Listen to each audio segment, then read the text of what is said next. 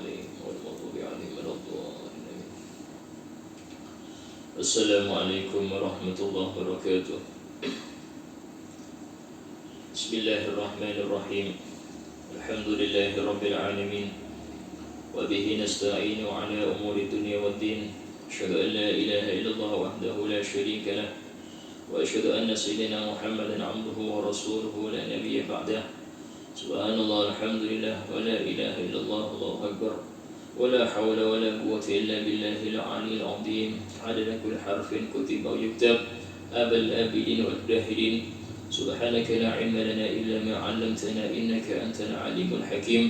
رب اشرح لي صدري ويسر لي أمري واحلل عقدة من لساني يفقهوا قولي. اللهم صل وسلم على سيدنا محمد وعلى آله وصحبه أجمعين. قال المصنف إمام أبو حامد محمد بن محمد الغزالي رضي الله عنه ونفعنا به وبعلومه في الدارين آمين. قال يا بجد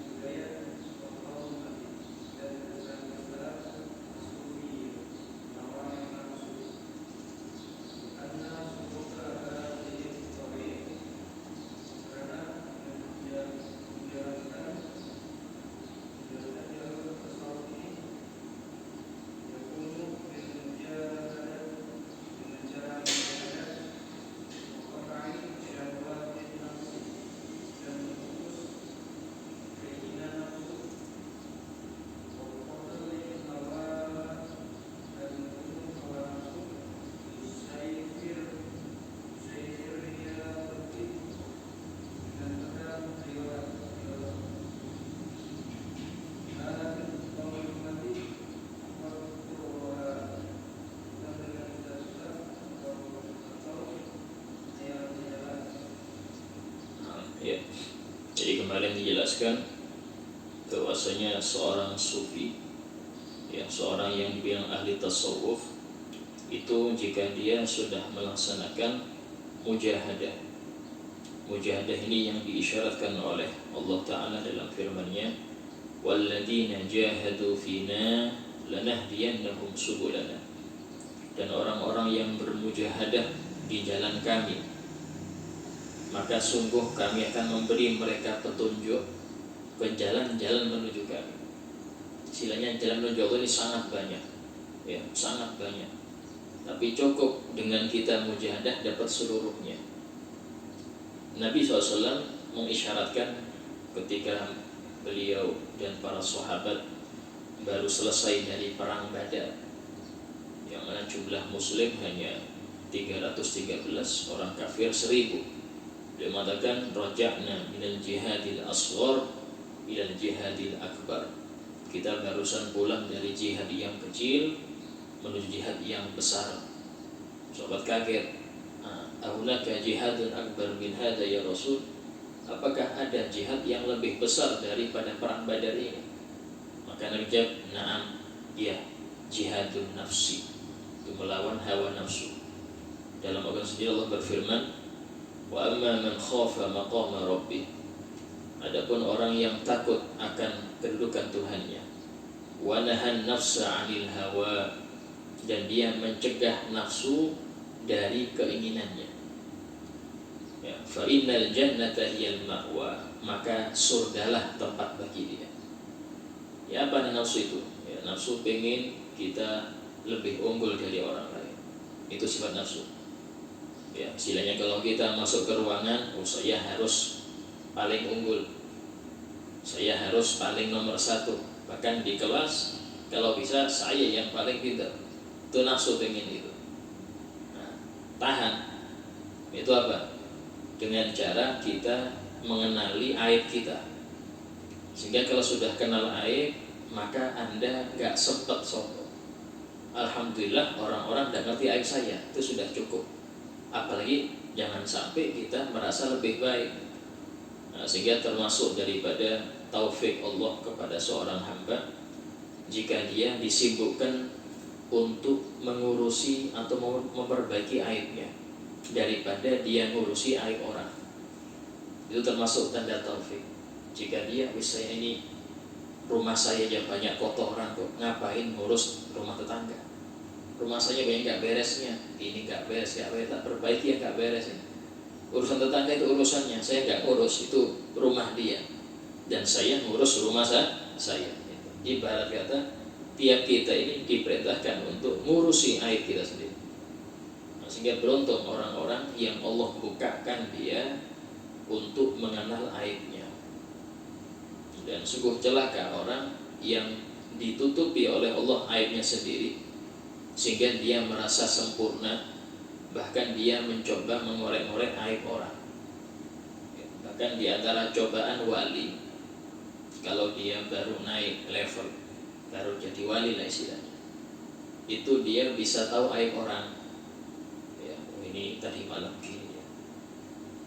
Nah, itu cobaan. Kalau dia tidak tahan, dia akan kamu bilang gini ya, dan dia merasa saya lebih tinggi, ini saya belum maksiat, tapi pakaiannya pakaian wali. Tapi dari malam gini dia, barusan dia megang HP lihat ini. Nah, itu cobaan untuk kalau wali baru itu seperti itu. Kalau dia merasa, berarti saya sudah level, langsung turun. Kenapa? Ada sombong di hati, merasa dia lebih baik dari orang lain. Nah, itu mujadah macam-macam. Mujadah paling tinggi yaitu ketika seseorang menahan dirinya dari yang haram atau yang makruh. Itu paling tinggi sudah. Tanya orang mujahadah meninggalkan yang mubah. Contoh, saya mau makan putihan aja Ustaz, nasi putih, garam sama air putih. Saya nggak mau sop, nggak mau ini, saya mau putihan saja. Ini mujahadah termasuk, tapi yang mubah. Dia meninggalkan yang mubah. Cuman apakah dia dalam meninggalkan haram bisa seperti itu? Atau ada yang saya mujahadah nggak mau tidur siang, saya paling senang tidur siang, saya nggak mau. Terus mujahadah itu. Ya.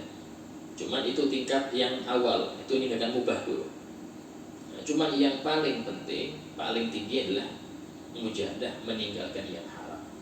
Dan itu paling berat ya, karena nafsu tidak ngurus Anda, ngamalkan mubah tidak ngurus Anda, meninggalkan mubah tidak ngurus. Tapi Anda meninggalkan haram, nafsu berontak, dia marah, kenapa fulan ini kok gak maksiat ya.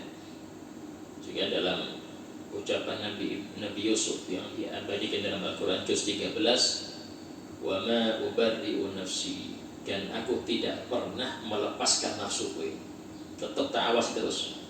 Ini beliau dalam posisi menjadi nabi.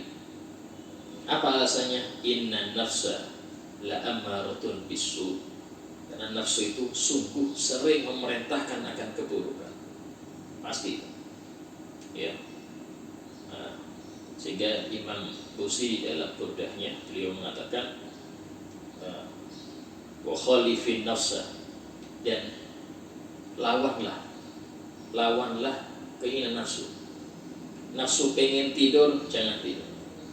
Nafsu pengen ngomong, jangan ngomong. Ya, nafsu pengen megang HP ini, jangan tahan. Ya. Sekiranya dia nurut engkau, jangan engkau nurut dia. Ya, jangan engkau nurut dia, tapi usahakan dia nurut engkau. Engkau harus pegang telananya. Wa khalifin nafsa wa syaiton, dan setan juga lawanlah. Ya. Wasihima, dan maksiati keduanya itu, jangan ditaati.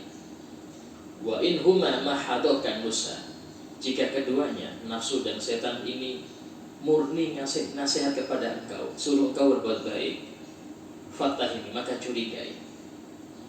Ya, nafsu, ayo baca Quran, engkau juga gak pernah baca Quran. Ini kok tuh ben nafsunya baca Quran, itu curigai. Kenapa ini? Oh, ada ibu mertua di rumah, saya suruh baca Quran. Nah, ini berarti baca Qurannya karena tadi, ada mertua, tidak enak kalau nggak baca Quran. Dikira nggak pernah baca Quran lagi. Nah, berarti bukan lillah, ya. Sehingga harus kita waspada. Hanya saja para ulama mengatakan, jika kita mau beramal terus muncul rasa-rasa ria, rasa ini, jangan tinggalkan amal itu, tetap beramal, tapi lawanlah ria tersebut. Sama seperti kalau ada rumah terus banyak tikusnya, jangan dihancurkan rumahnya, tapi matikan tikusnya, selesai. Jangan tinggalkan amal gara-gara Anda takut ria. Kerjakan, tetap beramal, tapi ria lawan. Kadang ada orang, kenapa gak berjamaah? Takut ria, saya sendirian aja, ini repot. Lo berjamaah, jangan karena takut ria Anda gak mau berjamaah, salah. Tetap berjamaah, ria lawan. Ria itu orang gak bisa nilai kita ria. Kenapa? Karena ria diri kita sendiri yang nilai. Ria itu kalau Anda pamer ingin dipuji, ya, Anda pamer, Anda menampakkan amal pengen dipuji. Tapi kalau Anda namakan amal karena memang harus nampak, berjamaah tidak mungkin sembunyi-sembunyi. Ada berjamaah di rumah sendirian, nggak ada. Mau nggak mau ya orang tahu, oh fulan hadir, fulan mau nggak mau. Kayak pelajaran ini, nggak mungkin mau sendirian. So, saya takut riak, saya di rumahnya sendirian, nggak bisa, harus hadir. Ya. Nah, cuman ya apa, biar saya khawatir nanti riak, hadir aja, riak lawan. Yang penting niat Anda bukan untuk dipuji kok. Niat Anda ya karena ibadah ini ibadah yang harus kumpul. Majelis taklim ibadah yang harus kumpul, berjamaah ibadah yang harus kumpul, tidak bisa sendiri-sendiri. Sehingga tetap hadiri tapi lawan nafsu Anda. Wa'lam, ketahuilah, anna al-lisan al-mutlaq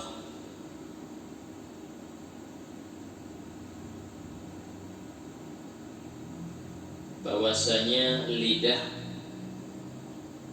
al-mutlaq. Mutlaq ini artinya tidak dikekang. Istilahnya itu lepas kendali. Ya, lisan yang lepas kendali. Ngomongnya nggak disaring dia. Nggak dipikir dulu, ngomong terus. Kalau ada ini komen terus. Ini lidah yang ini tidak terkendali. Wal qalbal mutbaq, dan hati yang tertutup. Al mamlu' bil ghaflah wasyahwah, yang penuh dengan kelalaian dan syahwat. Yang penuh dengan kelalaian dan syahwat. Syahwat ini nafsu ya. Jadi nafsu itu bukan berarti nggak boleh. Ikuti nafsu itu boleh, tapi sesuai aturan. Karena Allah memang menciptakan setiap manusia ada nafsunya. Nafsu makan ada, tapi sesuai aturan. Apa itu? Makan yang halal dan jangan terlalu kenyang. Nafsu pada perempuan Allah ciptakan, oh ya, memang. Jadi apa? Menikah, bukan pacaran, menikah. Nah, sehingga kalau ketambah Ustaz kasih batasan 4 maksimal, istilahnya 1 kurang ya sudah, kasih 4 silahkan. Tapi tadi batasannya, ya. Atau seperti apa lagi, ingin menyenangkan diri, silahkan rekreasi, tapi tempat-tempat yang tanpa maksiat. Jadi Allah Ta'ala menciptakan setiap dari kita itu ada nafsu. Bukan berarti kita disuruh jangan turuti nafsu, enggak. Silahkan bernafsu tapi sesuai syariat. Nah yang keluar dari itu, itulah yang tercela. Sehingga dalam Al-Quran Allah berfirman, وَمَنْ أَظْلَمُ مِمَّنِ اتَّبَعَ هَوَاهُ بِغَيْرِ هُدًى مِنَ اللَّهِ. Siapakah yang paling dolim, yang lebih dolim dari orang yang mengikuti hawa nafsunya tanpa petunjuk dari Allah? Berarti apa? Yang ngikutin hawa nafsu tapi dengan petunjuk Allah, makan ini hawa nafsu ini, ya. Tapi ada petunjuk, apa itu? Sunnah-sunnahnya ada, kemudian yang halal, kemudian gak sampai kenyang, ya. Kemudian tidur, itu hawa nafsu, tapi kasih ada batasnya, ya. Seperti ini, itu hukumnya bukan tercela. Yang tercela dalam kitab-kitab sebutkan gak boleh kita nafsu, itu kalau sudah keluar dari jalur syariat. Kalau sudah nafsu keluar dari jalur syariat, nah ini yang tercela. Contoh tidur habis adzan, ya, habis adzan tidur sementara Anda nggak yakin bisa bangun sebelum keluar waktu sholat. Itu sudah adzan subuh tidur. Sementara Anda begadang tadi malam, ini kayaknya tidak mungkin bangun jam setengah 7, nggak mungkin, pasti jam 8. Ya sudah, haram tidurnya dosa dia. Kenapa? Karena nggak ikut aturan.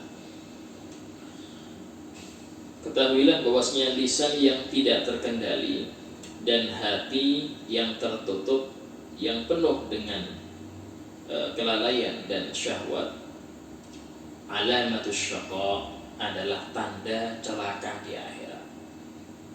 Tanda celaka ya. Di akhirat itu janjinya seperti itu.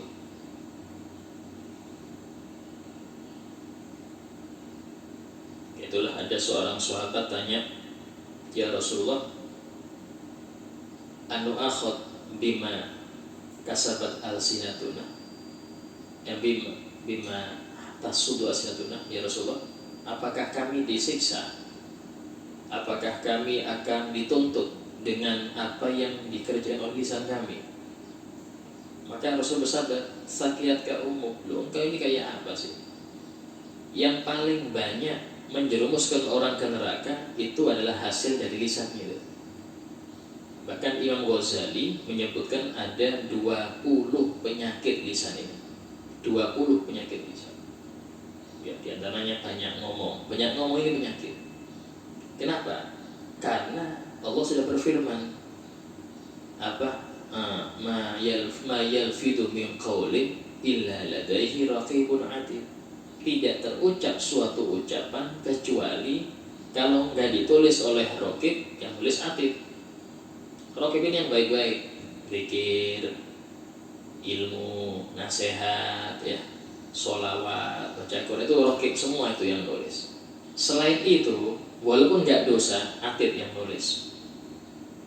Isinya nanti ditanya sama Allah, engkau ngomong ini faedahnya apa? Enggak, ya Rocky, enggak. Itu faedahnya apa engkau mengucapkan itu? Itu ditutup terus. Kenapa? Karena keluar tanpa mikir. Nah, saya Abu Bakar As-Siddiq disebutkan dalam manaqibnya, itu beliau itu sering naruh batu di mulutnya. Ya, ngomongin sekarang permenan, ya. Nah, tapi bukan permen, ya, batu.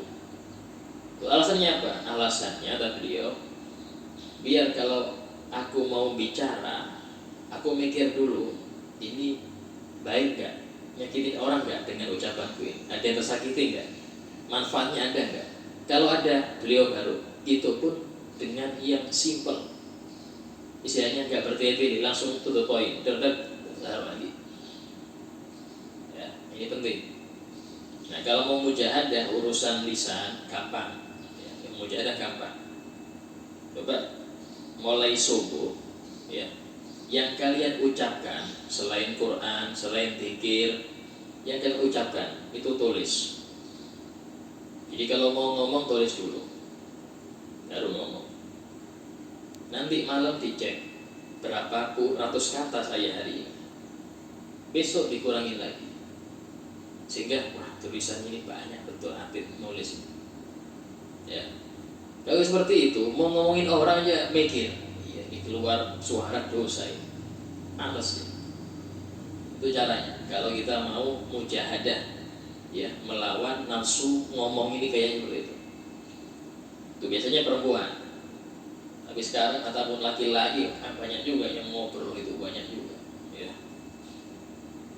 Karena itulah mengapa para salafus saleh mereka ini dalam usaha mereka menjaga lidah daripada maksiat itu mengurangi ngobrol sama orang, kurangi.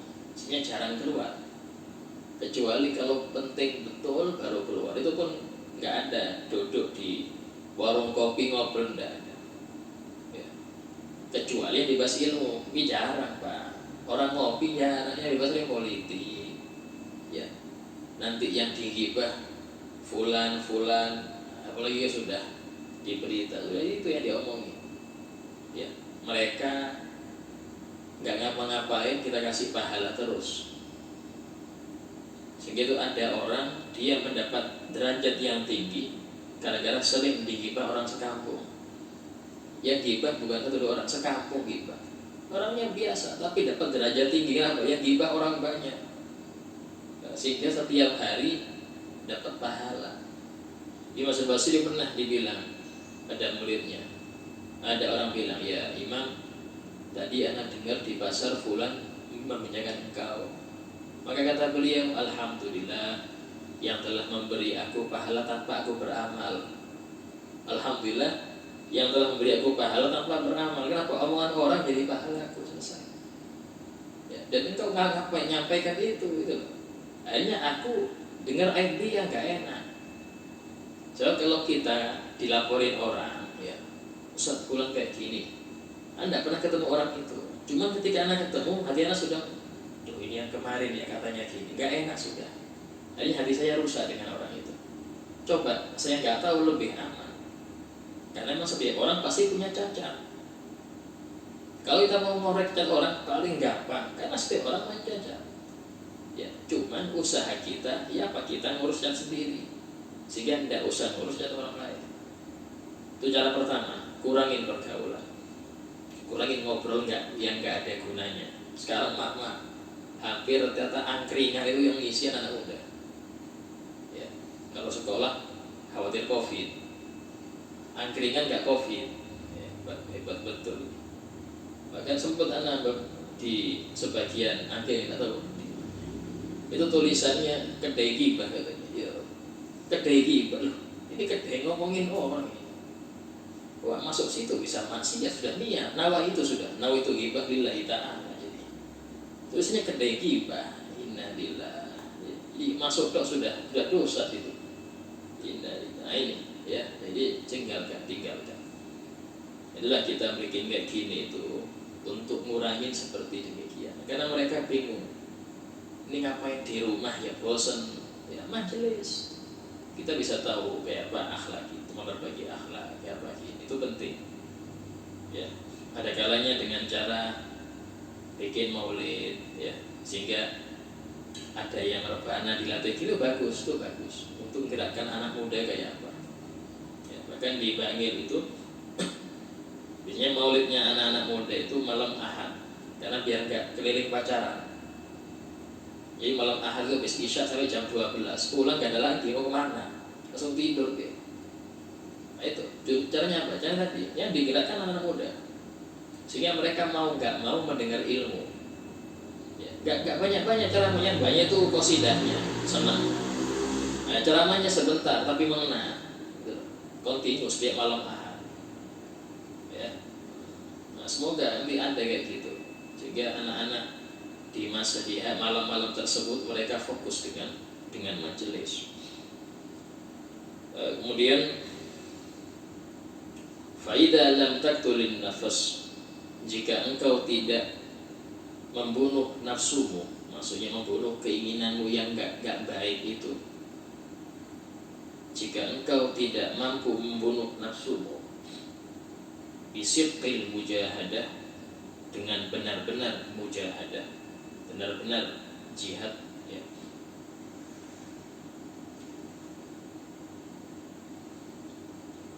Falan yahya qalbuk, maka tidak akan hidup hatimu, maka tidak akan hidup hatimu bi anwaril ma'rifah, dengan cahaya-cahaya ma'rifat, dengan cahaya-cahaya ma'rifat. Karena hati itu tempat pandangan Allah Ta'ala. Nafsu itu seringkali nutupin hati. Jadi kalau nafsu itu sudah dilawan, maka hati bersih. Kalau hati bersih, maka gampang untuk mendapatkan fuyudhah ilahiyah, curahan-curahan madad dari Allah Ta'ala. Sehingga walaupun orang sering doa, ahyil qulub tahya, ya Allah hidupkanlah hatiku sehingga dia hidup, waslih lanal a'mal fid dini wad dunya, perbaiki amalku di dalam agama dan dunia. Doa seperti terus, cuman Anda tidak melawan nafsu Anda, ya percuma. Cuman ada nanti doa pasti ada faedahnya. Hanya saja kadang-kadang Anda dipaksa oleh Allah untuk mujahadah. Jika Anda tidak mulai mujahadah sendiri, maka akan dipaksa mujahadah. Dengan apa? Anak yang rewel, istri yang model gini, teman yang gini. Mau nggak mau Anda mujahadah sabar. Sabar, lawan ini sabar. Kenapa? Dipaksa sama mujahadah. Karena doa Anda terus. Anda berdoa hati Anda biar hidup. Sementara Anda tidak ada usaha untuk melawan hawa nafsu untuk menghidupkan hati ini. Akhirnya ya Allah paksa, karena doa pasti makbul. Doa itu perlu waktu, ya. Dia makbul, tapi perlu waktu. Ketika Anda lama untuk melawan nafsu Anda ini sehingga gelap aja hati ini. Akhirnya Allah paksakan kasih obat aja biar cepat sembuh. Dia nggak mau berobat, dipaksa, disuntik, ini. Ya, sampai dia ini sabar, banyak musibah, nah baru cemerlang hati. Ya, istilahnya disuruh dengan ikhlas nggak mau, ya sudah dipaksa Allah. Karena doanya sendiri dia minta untuk hatinya itu hidup. Nah, sering itu wanawir belum binu di ma'rifati, ya Allah cahaya sinarilah hatiku dengan nur ma'rifatmu. Ini nggak sembarangan. Itu perlu prosesnya. Tempat sinar ini harus bersih dulu. Nah, sementara kita nggak ada usaha membersihkan hati, ya sudah Allah gosok sendiri dengan cara kasih musibah. Gosok kasih musibah sampai cemerlang, nah baru ini ada doamu. Itulah para ulama mengatakan sesungguhnya ujian-ujian yang kita dapat itu rahmat Allah. Rahmat Allah karena doa Nabi.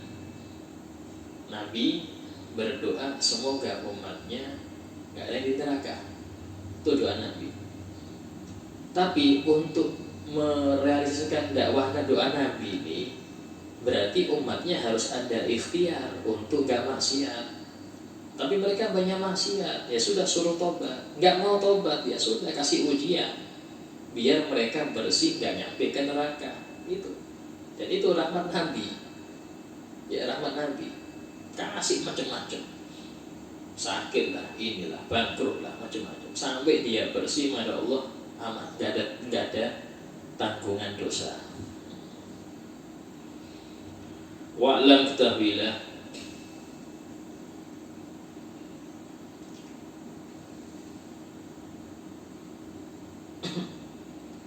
ini insya Allah kita baca yang akan datang. Bagaimana fikih kita?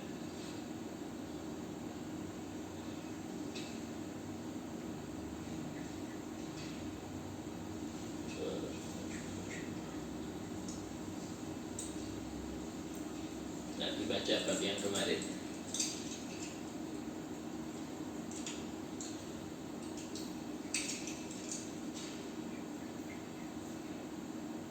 Ayo kira dibaca.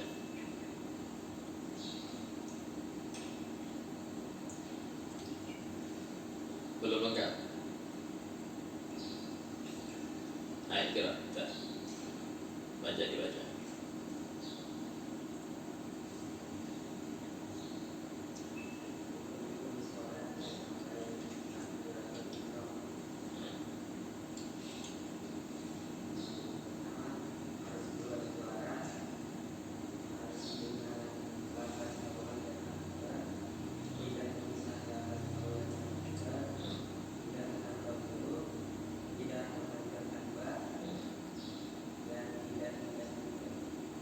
Ya.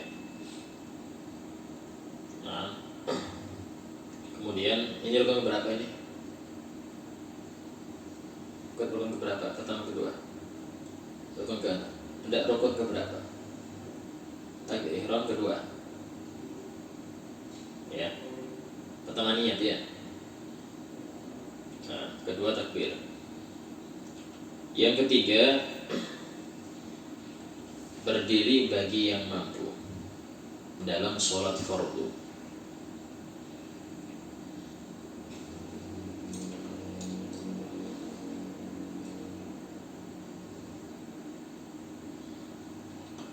berdiri bagi yang mampu dalam sholat fardu. Ya, berarti kalau sholat sunnah walaupun mampu berdiri boleh duduk. Ya, dalam sholat sunnah walaupun mampu berdiri boleh duduk. Contoh qobliyah, ba'diyah boleh duduk. Cuman jangan kerjakan di musola. Ya, nanti dikira, ini kenapa ini kakinya? Ya. Istilahnya ini hanya pilihan fikih, ya, pilihan dalam bab fikih. Boleh orang yang sholat sunnah dan dia mampu berdiri duduk, boleh, silahkan. Nah, berdiri ini tidak harus tegak, maksudnya boleh bersandar, boleh, tapi makruh. Ya, yang makruh itu sekiranya jika tempat sandaran itu hilang, Anda jatuh, itu makruh. Tapi kalau saking rapatnya, ya, saking rapatnya sholat, hukumnya nggak sampai makruh. Yang makruh ini sandal gini, ya, atau ke belakang gini. Umpama ini hilang, Anda jatuh, nah itu makruh berarti. Nggak sampai batal, nggak sampai batal. Kemudian posisi kaki, ya, posisi kaki ini sunnahnya menghadap kiblat, ya, kiblat, bukan miring gini, ya, tapi lurus. Caranya itu biar gampang, ya, apa? Anda jinjit dulu, tahu jinjit? Jadi ini berdiri di atas jari, baru teginikan dulu kan, baru. Itu caranya, jinjit dulu. Baru yang tumitnya itu keluarkan, baru ada. Biasanya sudah gini kalau pertama, tapi kedua gini lagi, tidak apa-apa, luruskan lagi, ya, itu sunnahnya. Kemudian jarak antara dua kaki ini yang sunnah 1 jengkal. Sampai ini paling afdol, ya, sampai mana? Sampai kepada sepanjang bahu kita, selebar bahu kita, itu paling mentok, ya. Lebar dari itu makruh, ya. Melebihi daripada bahu makruh. Atau terlalu rapat untuk laki-laki, ya. Laki-laki kalau nempel dua kakinya makruh. Nah, kalau perempuan tidak makruh. Kalau laki-laki makruh, ya. Kalau terlalu lebar dari bahu makruh. Kalau nginjek kaki orang dosa, ya, nginjek kaki orang dosa. Walaupun alasan apapun itu hukumnya tidak boleh nginjek kaki orang, berbuat dolim di dalam sholat, ya. Kemudian jika berdiri itu pandangan ke depan, pas ke tempat sujud. Dan itu 90% pandangan orang sholat di tempat sujudnya, kecuali beberapa keadaan. Pertama, ruku. Ruku ini ada yang mengatakan menghadap tempat sujud, ada yang mengatakan, yaitu Imam As-Sohrawardi, pengarang kitab Awariful Ma'arif, wali besar Sohrawardi, Asyahid, dia syahid, itu melihat ujung jari kaki pas ruku. Sehingga para ulama punya dua opsi situ, melihat tempat sujud atau melihat jari kaki. Ini waktu ruku. Kemudian keadaan yang lain yang tidak menghadap melihat adalah ketika tahiyat akhir. Tahiyat akhir atau tahiyat awal pas ucapan illallah, ya, asyhadu an la ilaha illallah, maka pandangan ke ujung jari. Ujung jari. Ya. Nah, para ulama mengatakan itu gambaran ketika Nabi Adam alaihissalam meminta kepada Allah agar cahaya Nabi Muhammad yang ada di dahinya beliau dipindah ke jarinya. Karena waktu Allah menciptakan Nabi Adam, Nabi Muhammad diletakkan di sulbi awal, sehingga malaikat itu di belakang Nabi Adam terus. Hanya bingung kenapa ada cahaya Nur Muhammad, tolong pindahkan ke depan ya Rob, pindah ke depan ke dahinya. Sehingga mereka itu sering kumpul depan Nabi Adam lihat. Ini Nabi Adam pengen lihat juga, ya, pengen minta dipindahkan ke telunjuknya, sehingga ke telunjuk. Artinya beliau sangat terhibur dengan cahaya tersebut.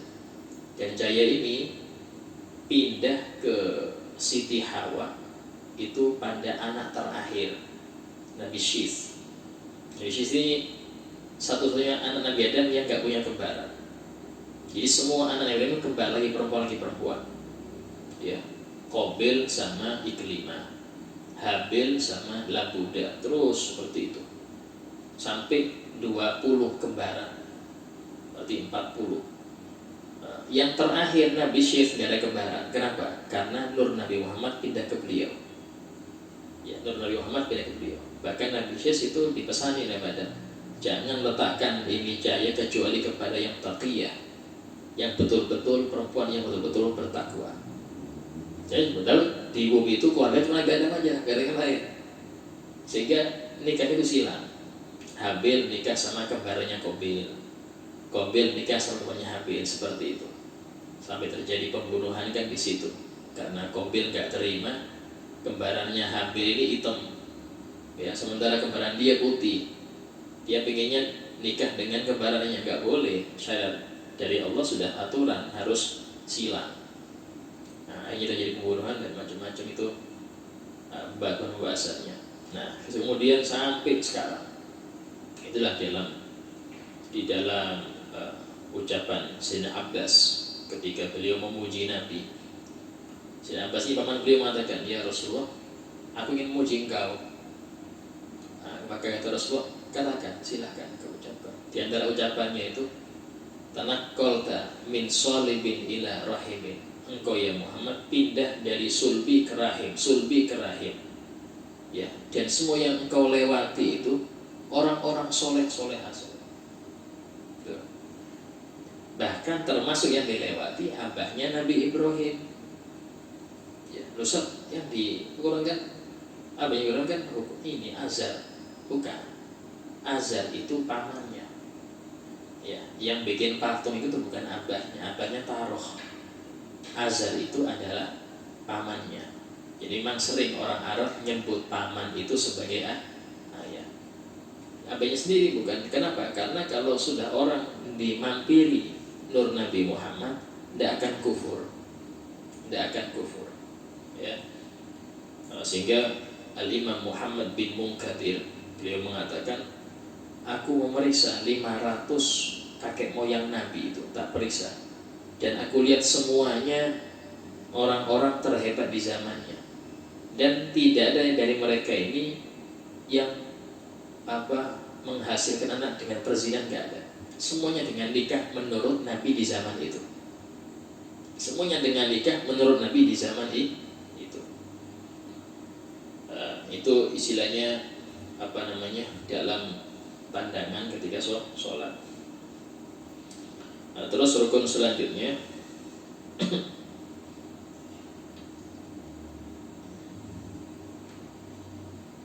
membaca Al-Fatihah.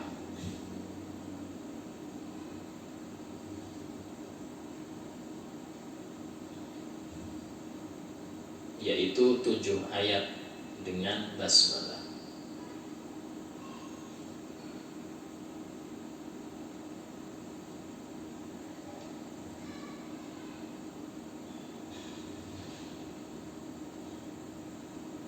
Ya.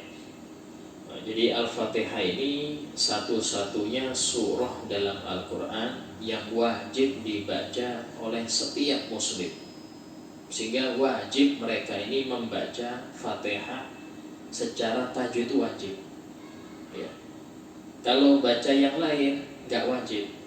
Sampai tidak pernah baca Al-Ikhlas seumur hidup, bahkan nggak pernah baca Quran seumur hidup, nggak dosa. Karena rukun Islam nggak ada baca Fatihah, nggak ada baca Quran, nggak ada. Ya, cuman rugi karena sudah Allah kasih pahala yang besar, satu hurufnya 10 kebaikan, tapi nggak dipakai, itu emang. Nah, Fatihah ini dikarenakan dia ini termasuk surat, maka hukumnya wajib membacanya dengan tajwid. Karena itulah ada istilah qari sama ummi. Qari itu orang yang fasih bacaan Fatihahnya, walaupun surat amburadul, yang penting Fatihahnya pas. Kalau ummi itu adalah ummi itu orang yang kurang lancar Fatihahnya. Kurang lancar di sini bisa jadi hurufnya dia nggak tepat. Yang H dibaca H, ya, atau dibaca kaf, alhamdulillah, ya, alamin jadi ngalamin, nah itu. Atau ain jadi a, alamin, padahal alamin jadi alamin. Yang seperti itu hukumnya wajib dia belajar dan wajib dia sholat. Dalam proses belajar wajib dia sholat. Kalau sudah mentok, gak bisa lagi, ini sudah kaku, ini gak bisa lagi saya mengucapkan ain, gak bisa, sudah kaku, ya sudah, berarti Anda silahkan baca menurut kadar kemampuan Anda itu baca, tetap baca Fatihah. Cuman gak boleh jadi imam kalau makmumnya ada yang fasih. Ya, kalau makmumnya sama semua, gak ada yang fasih semua, ya sudah, gak ada apa lagi. Jangan sampai gak ada berjamaah gara-gara semua gak fasih. Nah, karena itulah seseorang yang dia ini fasih, ya, terus melihat imam gak fasih, maka dia percuma ikut berjamaah. Kenapa? Pasti gak sahnya. Kalau dia hadir gak sah, sehingga dimaklumi. Kalau seperti itu dimaklumi. Ya, inilah pentingnya misalkan imam itu ada yang sudah ditunjuk fulan, yang sekiranya sudah jelas Fatihahnya, itu lebih bagus, ya, daripada istilahnya yang maju terserah tapi kita gak tahu. Nah, itu intinya, ya. Cuman ya rata kebanyakan orang seperti itu. Kalau nggak ada, tapi di kampung. Padahal di kampung ini yang penting yang tua. Nah, pas bacaannya, masya Allah, ya. Saya pernah di Gunung Rambutan itu. Nah, itu baru sholat bacaannya, waduh kayak gini. Sudah, akhirnya tak ganti sholat sunnah, salam 2 rakaat. Nunggu selesai baru kita sholat sendiri. Ada beberapa orang sholat, karena kalau kita paksakan batal, ya. Fatihah, yang penting betulnya Fatihahnya aja. So gimana kalau saya masuk masjid itu sholat duhur, asar, saya nggak tahu, nggak masalah, nggak usah nyari tahu, nggak usah baca, Pak tolong Fatihahnya sampean, nggak usah.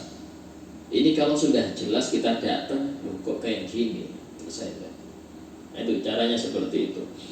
Karena kalau yang fasih nggak sah jika imamnya tidak fasih. Tidak fasih ini dalam hal, ya tadi huruf, atau seperti orang yang mustaqim sinnya hilang, muttaqim, ada itu muttaqim, ya, nasta'in natta'in. Nah itu, kalau umpama ngubah harokat, Ustaz, ngubah harokat, kalau seperti nasta'in jadi nastiin umpama, itu tidak berbahaya, ya. Cuman untuk dia wajib diperbaiki, tapi nggak berbahaya. Maksudnya nggak batal, soalnya nggak batal, ya. Nah, ini yang penting di dalam masalah. Dan ingat, orang nggak bisa jadi imam bukan aib, ya. Orang nggak bisa jadi imam bukan aib. Berapa banyak guru kita, kalau kita sholat di pondok itu, mereka nyuruh murid untuk maju, beliau di belakang, ya. Biasanya itu orang kalau ompong, ada giginya yang copot, ada nggak fasih hurufnya. Dan ini di mudanya fasih, tapi ketika ada yang rontok kayak ini, dia nggak fasih, wajar. Atau ada yang sakit biasanya sehingga nggak sampai fase. Biasanya orang yang paham dia nggak mau, jangan, saya belum bisa, makmum aja. Itu lebih baik daripada dia memaksakan diri tapi hancur sebagian yang makmum. Nah, ini penting. Terus kemudian Bismillah, ya, ini termasuk ayat Fatihah. Walaupun di situ khilaf, ada yang mengatakan jahar, ada yang mengatakan sunnah sir, ya, sehingga sebagian madhab itu bismillahnya dipelankan. langsung alhamdulillah. Nah, ada yang dua-duanya dikeraskan, langsung bismillah keras, dan juga ada juga pendapat yang mengatakan bismillah gak wajib. Ada.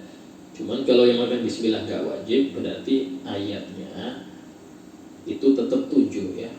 Tetap 7, hanya saja yang terakhir ihdinas siratal mustaqim, siratal ladzina an'amta 'alaihim itu nomor 6. Ghairil maghdubi 'alaihim waladdallin nomor 7. Sehingga alhamdulillah nomor 1. Alhamdulillah wa amin arrahmanir rahim maliki yaumiddin. Iyyaka na'budu wa iyyaka nasta'in ihdinas siratal mustaqim siratal ladzina an'amta 'alaihim ghairil maghdubi 'alaihim waladdallin. Tetap 7. Karena 7 itu sudah patokan. Bahkan mazhab Imam Abu Hanifah itu lebih ekstrim lagi. Beliau mengatakan enggak wajib Fatihah, yang penting surat. Mau surat apapun. Dalilnya ada beliau. Dalam Quran Allah berfirman, "Faqra'u ma tayassara minal Qur'an."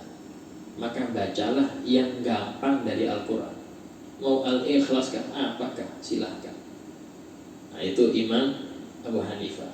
Cuman pendapat beliau ini menyalahi 3 imam yang lain yang mengatakan wajib Fatihah dengan dalil hadis Nabi, la sholata liman lam yaqra bi Fatihatil kitab. Enggak sah sholatnya bagi yang enggak membaca Fatihatul kitab. Ya. Nah, itu istilah dalam masalah Al-Fatihah di situ. Nah, karena Fatihah ini dari Al-Qur'an, jelas harus pakai tajwid. Yang tajwid ini mencakup makharijul huruf, huruf yang keluar, makhrajnya harus pas. Kemudian huruf bagian nun sukun, hukum nun sukun, idgham, iqlab, ikhfa, idhar itu harus jelas. Jangan idgham diidharkan, idhar idgham tidak boleh. Terus yang ketiga matnya.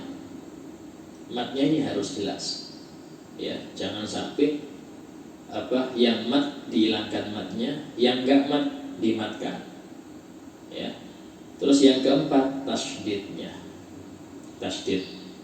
Itulah jumlah huruf Fatihah itu seluruhnya 156. Ya, itu kalau memakai Maliki Yaumiddin, pakai panjang.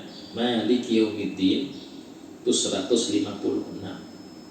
Kalau tidak pakai alif, Maliki Yaumiddin itu 155. Dan dua-duanya riwayatnya sahih, mutawatir. Ya, bukan sahih, riwayatnya mutawatir. Justru bahkan sebagian ulama mengatakan yang memakai yang tanpa alif itu lebih kuat hadisnya daripada yang memakai alif. Jadi Maliki Yaumiddin itu hadisnya lebih kuat daripada yang Maliki Yaumiddin. Ya, cuman lebih banyak pahala yang panjang. Kenapa? Karena satu huruf bonus 10 kebaikan, 10 pahala. Ya, sehingga paling banyak pahala yang ada alifnya. Itulah para ulama menganjurkan digabung. Ya, yang pertama panjang, yang kedua pendek agar dapat dua-duanya. Pahala banyak dapat, yang sanad yang terkuat dapat. Itu yang Maliki ini yang terkuat. Kemudian kalau menghilangkan satu tasydid itu berarti menghilangkan huruf. Contoh baca Maliki Yaumiddin, itu walaupun pribadi loh ya. Ingat, baca Fatihah di pribadi itu sama kayak bacaan Fatihah imam. Isi Pak, ya harus detail. Jangan kayak kita kayak baca Fatihah pas kayak acara Al-Fatihah, itu nggak bisa dipakai dalam sholat. Itulah sebagian orang kadang baca Fatihah sambil gerak jarinya. Kenapa? Ngitung ketukan dia. Ketukannya dihitung, jarinya sambil bergerak. Awal saya bingung, kok kenapa sholat jarinya gerak waktu Fatihah? Itu yang ngitung ketukan. Jangan sampai ngilangin matnya karena nggak sah sholatnya. Ya, itu saya dapat di mata hura banyak. Kadang-kadang hitung ketukan ya. Mungkin dari guru Wildan biasanya diajari seperti itu. dan agar nggak menghilangkan matnya. Ya, iya karena butuh harus. Kalau iya karena butuh, iya karena nasta'in, batal ayatnya ya. Kalau Anda ulang dengan benar, Bismillah sah. Nah, kalau nggak diulang, maka Fatihahnya wajib diulang. Nggak diulang Fatihahnya, maka rokaatnya wajib ditambahi. Nggak nambah rokaat, ya batal sholatnya. Ini penting dalam urusan Fatihah, itu sangat penting. Adapun bacaan amin hukumnya sunnah. Ya, bacaan amin itu nggak termasuk surat, sehingga tidak dibaca pun nggak apa-apa. Surat pendek, surat pendek juga sunnah. Cuman kalau orang mengatakan meninggalkan surat di rakaat pertama kedua hukumnya makruh. Lain halnya kalau kita meninggalkan iftitah, nggak makruh. Cuman khilaful aula, nyalahi sunnah Anda. Nggak sampai makruh ya, nggak sampai makruh. Nah, itu rukun keberapa? Keempat ya. Terus kemudian bagaimana jika seseorang itu nggak bisa Fatihah, nggak hafal Ustaz, wajib baca, nggak apa-apa baca. Jadi sambil bawa kertas, nggak hafal dia, contoh dia baru masuk Islam atau apa, kenapa bawa kertas? Ustaz nggak bisa baca Ustaz, Latin bisa, Latin, tuliskan Latin. Ya, tulis Latin tapi bacaan Fatihah. Nggak bisa juga kayak gitu didikte. Jadi ada orang sampingnya Bismillahirrahmanirrahim, dia baca Bismillahirrahmanirrahim, Alhamdulillahirabbil alamin, Alhamdulillahirabbil alamin, harus seperti itu. Ya, kalau memang nggak mau coli dibayar, bayar untuk sahnya Anda. Kalau nggak bisa juga, ini parah lagi. Nggak bisa dia Fatihah, nggak bisa. Cuman Al-Baqarah bisa Ustaz. Ini apa lagi? Fatihah nggak bisa, Al-Baqarah bisa. Paham? Ya sudah, baca surah Al-Baqarah 7 ayat. 7 ayat sekiranya nggak berkurang huruf-hurufnya dari huruf Fatihah. Berarti apa? 7 ayat ini jumlah keseluruhan harus 156. Kalau memang nggak cukup, tambahi 8 ayat jadinya. Tambahi 1. Sekiranya cukup. Ya. Kalau memang dia nggak hafal juga, kecuali Bismillah. Dan cuma apa? Bismillah kalau bisa itu aja sudah. Ya sudah. Baca Bismillah sebanyak hurufnya 156. Hitung Bismillah berapa huruf? Bismillah juga. Bismillahirrahmanirrahim. Nah, itu ada 19 huruf. Ditambahi tasydid sama alifnya sama matnya, itu ada 19 huruf. Bismillahirrahmanirrahim. Nah, berarti kalau 10 baru 190 ya. Nah, ke 19 berarti nggak sampai 10 itu. Ya, 8 lah istilahnya, 8 atau 9 kali itu sudah cukup huruf di dalam Fatihah sudah cukup. Ya, nah, sehingga kalau dia cukup itu bisa cukup. Ya. Tapi tadi wajib dia setiap waktu itu belajar sampai dia lancar Fatihah. Wajib. Ini kan karena darurat. Dia setiap hari harus sholat 5 kali, sementara dia belum bisa baca Fatihah. Ini belajar terus ini.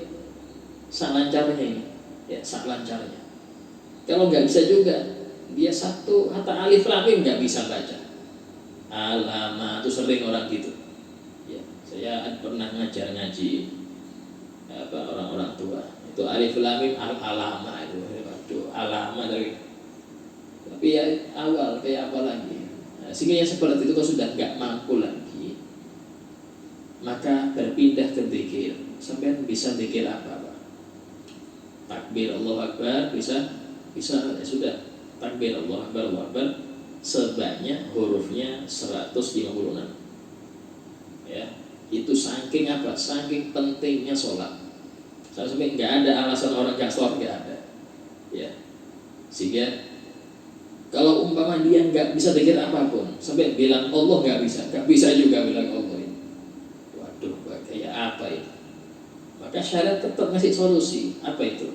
Ya sudah, engkau berdiri selama bacaan Fatihah. Fatihah berapa detik? Kalau normal anggaplah 15 detik. Ya sudah, 15 detik Anda berdiri.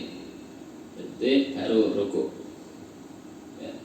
Jadi nggak ada alasan orang nggak sholat, nggak ada. sangat-sangat dimudahkan oleh syariat.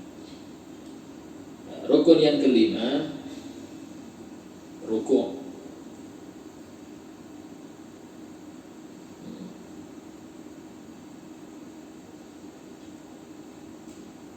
Ya, rukuk ini termasuk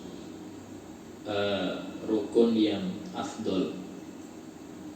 Bahkan seringkali Allah Subhanahu wa ta'ala menyebut sholat dengan kalimat rukuk dalam Al-Quran. Warka'u ma'ar raki'in. Artinya sholatlah bersama orang-orang yang sholat. Pakai kalimat rukuk. Ya. Kemudian rukuk ini patokan seseorang dapat rakaat itu rukuk. Itulah rakaat diambil dari kata rukuk. Ya, rakaat diambil dari kata rukuk. Kenapa? Karena patokan seseorang dapat rakaat apa enggak kalau berjamaah tergantung dari dia dapat enggak rukuk bersama imam. Contoh, imam ada seorang makmum ikut sholat, dia ikut sholat bersama imam. Nah, imam rukuk, dia enggak langsung rukuk. Entah dia baca surat belum selesai dia lanjut. Itu salah seperti itu. Nah, ketika imam i'tidal, dia baru rukuk, hukumnya enggak dapat rakaat. Sehingga orang ini walaupun ikut dari awal bersama imam, wajib nambah 1 rakaat setelah imam salam. Wajib. Kalau enggak nambah, batal sholatnya. Ada kalanya orang ini selama 3 rakaat maghrib ya, 3 rakaat terlambat terus rukuk bersama imam, ya sudah, berarti Anda habis salam imam nambah 3 rakaat lagi. Inilah ya.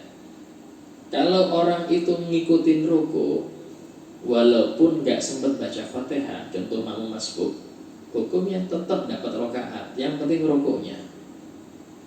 Tapi ingat, jangan sampai salah takbir. Takbir yang benar itu ketika Anda takbir Allahu Akbar, diam tumanina sejenak, baru takbir untuk rukuk. Tapi kalau langsung Allahu Akbar, takbirnya langsung rukuk, hukumnya gak sah, tidak sah ya, karena harus ada jeda. Bagaimana kalau seperti ini Ustaz? Ini imamnya sudah rukuk, ini saya datang, takbir Allahu Akbar, mau rukuk imamnya ini dong.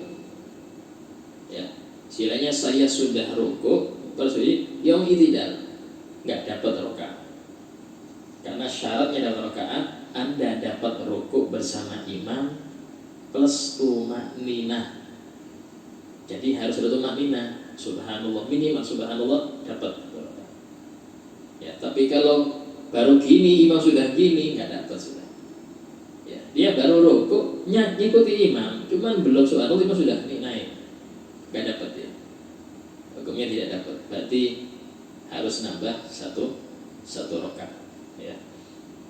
Nah, ini terjadi banyak di masyarakat, khususnya yang sholat orang tua, apalagi kena encok dia. Ini baru mau rukuk yang tidak aja sudah, baru mau rukuk. Nah, itulah imam itu dianjurkan sambil meriksa shaf, sambil lihat ini ada nggak orang sepuh, orang yang sakit ada, oh ada, berarti patokannya mereka yang jadikan. Gak ngurus yang banyak, yang dilihat yang terlemah siapa. Kenapa? Karena imam ini adalah dia untuk maslahat seluruhnya. Ya, yang sehat gak apa-apa rukuk lama, bahkan lebih sehat ya. Yang sakit biar dapat ngikutin rukuk, maka imam sunnah rukuknya dilamakan. Nah, sehingga ketika imam i'tidal semuanya bisa ikut bareng ya. Nah, kemudian syaratnya rukuk ini ya. Yang pertama, sah rukun sebelumnya.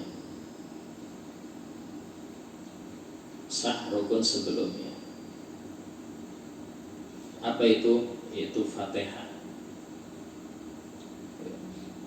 Ada orang sudah rukuk, ingat dia, oh iya tadi saya belum Fatihah, wajib balik lagi baca Fatihah. Ya Ustaz, kalau ingatnya di sujud, ingatnya saya di sujud, ingat tuh, iya saya Fatihah belum, wajib langsung kembali ke posisi berdiri baca Fatihah. Tapi kalau ingatnya di rakaat kedua sudah Fatihah, kayaknya yang pertama ini tadi belum Fatihah berarti saya ini, berarti nggak usah ngulang lagi, nggak usah kembali yang sudah di posisi semula. Berarti ini yang pertama, yang tadi nggak dianggap, yang tadi nggak dianggap, ya. Nah, yang repot kalau jadi makmum, ya. Waktu i'tidal baru ingat, iya belum Fatihah, imamnya kayak apa ini? Ya berarti Anda, istilahnya untuk Anda, ya, itu rakaat itu nggak dianggap, karena Anda wajib ikut imam, ya. Nah, kecuali ketika Anda, contoh, pas imam mau rukuk baru ingat, oh iya saya belum Fatihah. Imam lama baca itu ngelamun aja. Waktu imam mau rukuk sudah ayat terakhir surat, anggaplah surat apa, Sabbihisma, baru ingat dia, oh, belum Fatihah. Dia baca, imam sudah rukuk. Kayak apa hukumnya ini Ustaz? Nah, hukumnya Anda wajib melanjutkan Fatihah. Tinggalan rukuk, tidak apa-apa. Tinggalan sujud, nah ketinggalan i'tidal, tidak apa-apa, selesaikan Fatihah dulu. Nah, kalau sudah imam mau sujud kedua, ya, bukan pertama, sujud kedua, Anda masih sibuk dengan Fatihah, maka ada dua pilihan. Anda cepat-cepat nyusul, atau Anda niat mufaroqah, niat pisah dari imam. Berarti Anda sendirian, sudah nggak boleh ikut imam lagi. Kalau sudah mufaroqah ini nggak boleh nunggu imam, nggak boleh gerak sendiri harus. Cuman tadi dimain orang nanti, waduh ini mazhab mana lagi nih, soal sendiri, bahkan imam lagi dia, bahkan imam soal sendiri ya, waduh. Cuman tadi ya, apa, kalau sudah urusan syariat jangan ngurus orang, istilahnya yang penting di mata Allah ini caranya yang benar, cuma nanti jelaskan. Nah, hanya saja yang menjadi penyakit kita ini jarang orang pengen hadir majelis, sehingga yang ada suudon, dia nggak ngerti maknanya. Kayak di Bangil pernah ada di Masjid Segaf itu, di sana itu sering ngamalkan qunut nazilah. Jadi kalau ada musibah qunut nazilah, ada orang masuk situ, akhirnya nggak masuk lagi apa? Itu ada apa itu? Duhur qunut ya. Qunut nazilah. Nazilah itu disunahkan di setiap sholat 5 waktu, bukan subuh aja. Dia masuk situ langsung komen, ini masjid nggak beres ini. Masa duhur qunut? Makmumnya nggak ada yang tasbih lagi katanya. Nah, ini jahil. Coba dia hadir majelis, tidak akan komplain. Itu masalahnya, suruh hadir nggak mau dia. Nah, ini penting ya.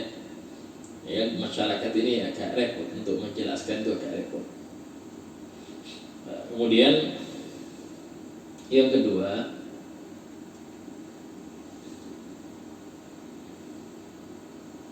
tidak menunduk kecuali untuk rukuk. Syarat kedua, tidak menunduk kecuali untuk rukuk. Nah, kalau nunduknya bukan niat rukuk, contoh dia habis baca Fatihah ya, habis baca surat, tahu-tahu surban dia, ya, rida dia jatuh, dia mau ngambil, kan tidak apa-apa ngambil. Oh iya, ini sekalian rukuk saja, saya kan sudah selesai surat. Hukumnya nggak sah. Dia harus kembali ke posisi berdiri, dan dia menunduk murni untuk rukuk, nggak ada niat yang lain. Ya, nggak ada yang lain. Nah, itu. Nah, terus kemudian yang ketiga, yaitu menunduk sekiranya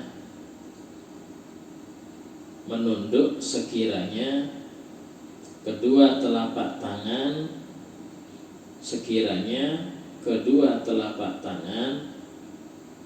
bisa menyentuh lutut.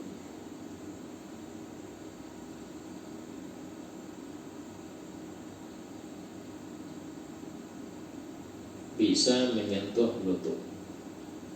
perhatikan kalimat sekiranya. Berarti apa? Nggak wajib nyentuh lutut, nggak wajib. Sekiranya kalau Anda itu nyentuh lutut nyampe gitu loh. Apakah wajib? Nggak wajib.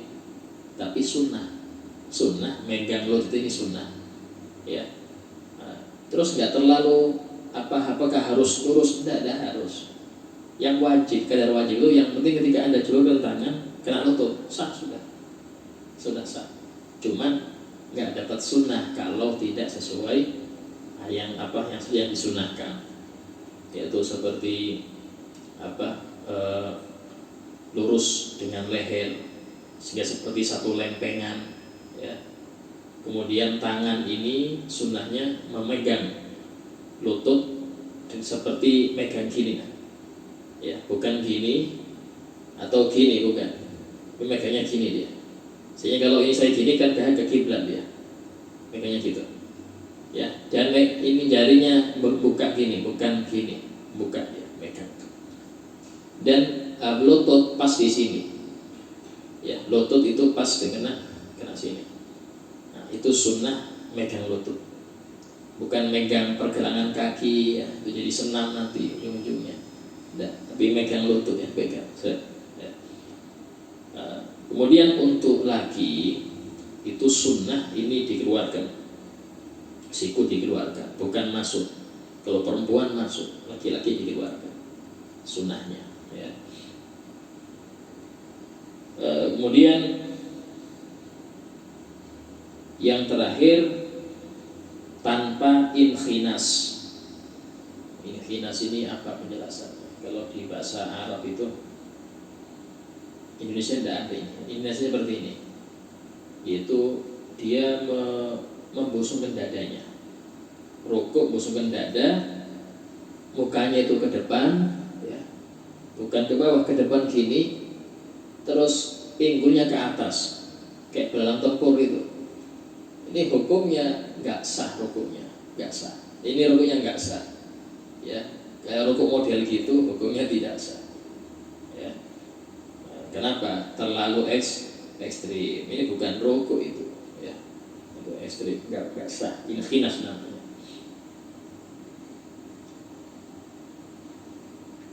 Yang terakhir tumakninah di dalamnya.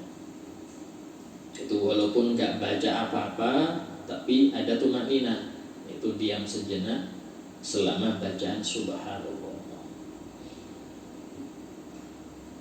Ya, selesai pembahasan rukuk. Insyaallah kita lanjutkan yang akan datang tentang i'tidal. Ada pertanyaan tentang yang sudah kita bahas, silakan tanya.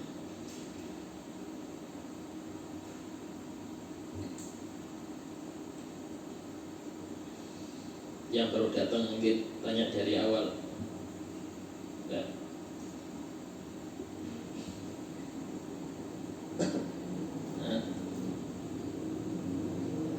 Ya.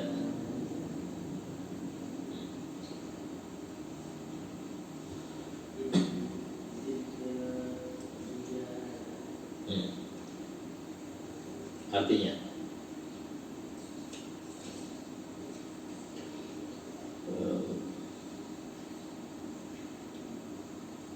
wa'lam, ketahuilah itu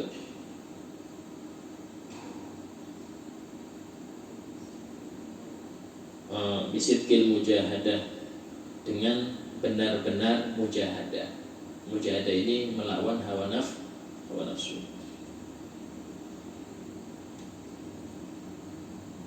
Sifat sidq ini jarang orang punya. Tapi kita sama Allah disuruh untuk bersama orang-orang yang ahli sidq. Wa kunu ma'as shadiqin.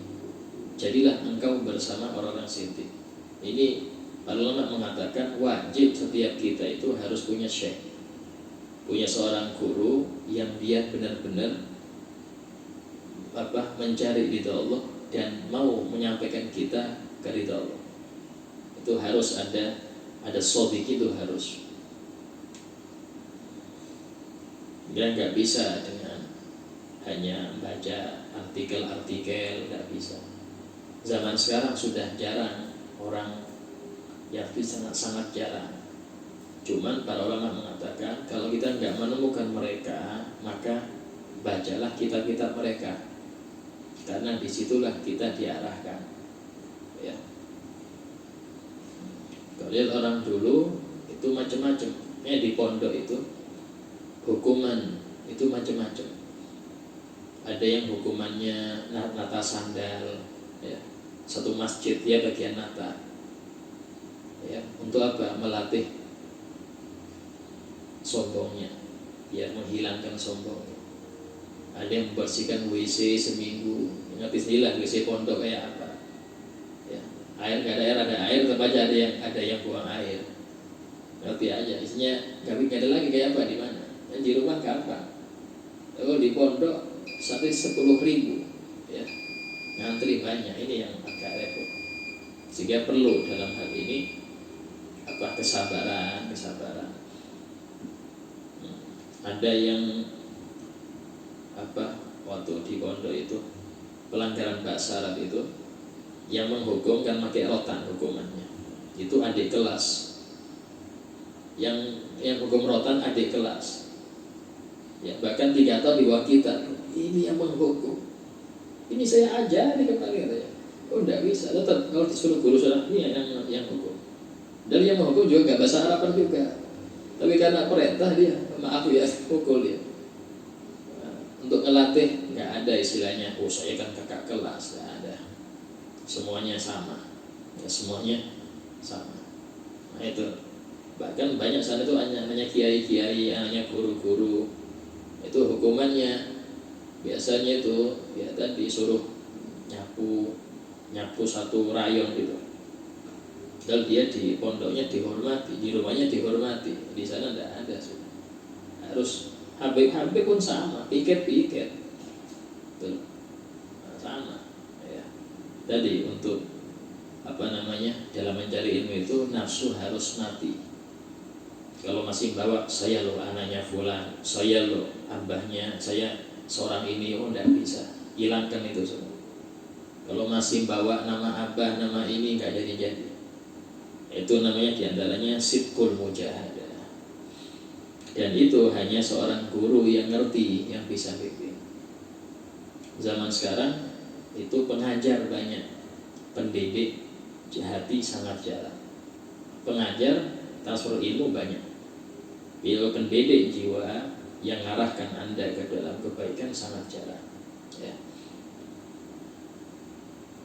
Insyaallah kita lanjutkan pembahasan ayyuhal walad dan fiqih pada yang akan datang. Fadilah bina syafi'an wa syafi'an. Wa sallallahu alaihi wa sallam. Syukurna malam ini. Al-Fatihah. Bismillahirrahmanirrahim. Alhamdulillah rabbil alamin arrahman. إياك نعبد وإياك نستعين صراط المستقيم صراط الذين أنعمت عليهم. بسم الله الرحمن الرحيم الحمد لله رب العالمين اللهم صل وسلم على سيدنا محمد وعلى آله وصحبه أجمعين. ربنا انفعنا بما علمتنا رب علمنا الذي ينفعنا رب فقهنا وفقه أهلنا قراباتنا في ديننا ربي وفقنا فيهم لما ترتضي قولا فعلا كرما ورزق الكل حلالا دائما وخيلا القيا لما نهضى بالخير فكل شر ربنا واصلح لنا كل شؤون وقر بالرضا منك العيون واقض عنا ربنا كل الديون قبل أن تأتينا رسل المنون ربنا آتنا في الدنيا حسنة وفي الآخرة حسنة وقنا عذاب النار وصلى الله على سيدنا محمد وعلى آله وصحبه وسلم الحمد لله رب العالمين. السلام عليكم ورحمة الله وبركاته.